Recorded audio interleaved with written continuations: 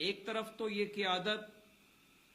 پوری تحریک کی حرکت اور تگ و دو کی تنظیم کرے،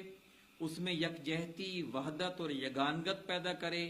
اور دوسری طرف اس پوری تحریک کے اسلامی وجود کے استحکام اور تصحیح و تقویت کا انتظام بھی کرے، اور جو حریف مقابل کی جو جاہلی قیادت ہے، یعنی مختلف جو جماعتیں ہیں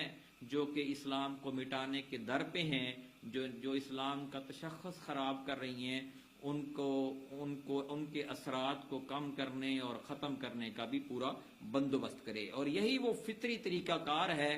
جس کی بدولت اسلام کا عملی وجود ممکن ہوا پہلے بھی اور اب بھی ہو سکتا ہے۔ اسلام ایک نظریاتی ضابطہ کی شکل میں آیا، اگرچہ وہ مجمل حیثیت میں تھا، یعنی کنسائز تھا، مگر پوری زندگی پر محیط تھا۔ آتے ہی اس کی بنیاد پر ایک ٹھوس، جاندار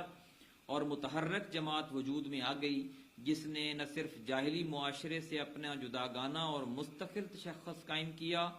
بلکہ جاہلیت کے وجود کو بھی اس نے چیلنج کر دیا